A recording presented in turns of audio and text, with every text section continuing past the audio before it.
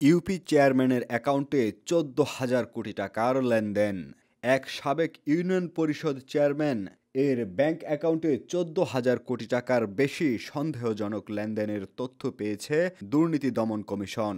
তার বিরুদ্ধে জ্ঞাত আয় বহির্ভূত সম্পদ অর্জনের অভিযোগে একটি মামলা করেছে দুদক। অভিযুক্ত মোহাম্মদ লাকমিয়া নারায়ণগঞ্জের ২৫০০ উপজেলার ব্রাহ্মণদী ইউনিয়ন পরিষদের চেয়ারম্যান ছিলেন। চেয়ারম্যান থাকাকালে তার নামে ৪৯টি ব্যাংক অ্যাকাউন্টের মাধ্যমে এই অঙ্কের লেনদেন হয়েছে। বৃহস্পতিবার দুদকের মহাপরিচালক মোহাম্মদ আখতার হুসাইন সাংবাদিকদের এসব তথ্য জানান। তিনি আরও জানান, লাকমিয়া ক্ষমতার অপব্যবহার করে ৫৫ কোটি ২৩ লাখ টাকার অবৈধ সম্পদ অর্জন করেছেন। মামলার বিবরণী অনুযায়ী লাকমিয়ার স্থাবর ও অস্থাবর সম্পত্তি সহ মোট সম্পদের পরিমাণ ৫৮ কোটি ৭০ লাখ টাকা, যেখানে তার বৈধ আয় মাত্র ৩ কোটি ৪৬ লাখ টাকা।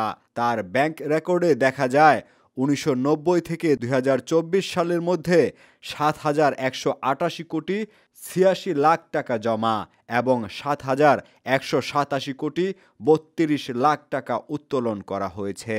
তার স্ত্রী মাহমুদা বেগমের বিরুদ্ধে ১৪ কোটি ৫০ লাখ টাকার অবৈধ সম্পদের অভিযোগে মামলা করেছে দুদক। তদন্তে দেখা যায়, লাকমিয়া চেয়ারম্যান থাকাকালে মাহমুদার ১৪টি ব্যাংক অ্যাকাউন্ট থেকে মোট ৪৬১ কোটি ১৭ লাখ টাকার লেনদেন করেছেন।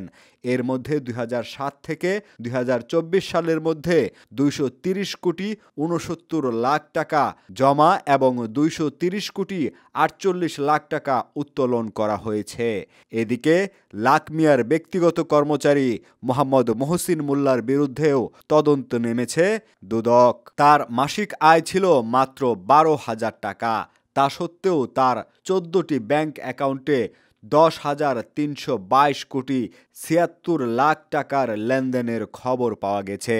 এনআরবি টেক্সটাইল মিলস লিমিটেড এবং মেসার্স এনআরবি ট্রেডার্সের ব্যবস্থাপনা পরিচালক বা মালিক হিসেবে পরিচিত মহসিন তার অ্যাকাউন্টে ৫,১৬১ কোটি ৪২ লাখ টাকা জমা এবং ৫,১৬১ কোটি ৩৫ লাখ টাকা উত্তোলন করেছেন। গত ২৫ ফেব্রুয়ারি অপারেশন ডেভিল হান্ট অভিযানে লাকমিয়াকে গ্রেফতার করা হয়। তার বিরুদ্ধে খুন, হত্যা চেষ্টা সহ একাধিক অভিযোগ রয়েছে।